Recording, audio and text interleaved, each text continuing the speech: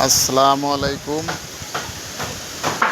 আমাদের ফারুক ভাইয়ের স্বপ্নের বাড়ির রাউন্ড সিঁড়িটা আমাদের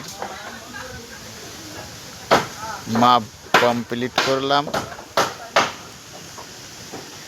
25টা ধাপ দিছি আমরা। এপাশে আমরা 5.5 ইঞ্চি রাখছি, পাশটা আমরা রাখছি 14 ইঞ্চি, মাঝখানে 10 ইঞ্চি যাতে থাকে,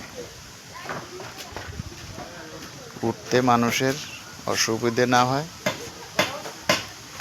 কেমন হয়েছে কমেন্টে জানাবেন।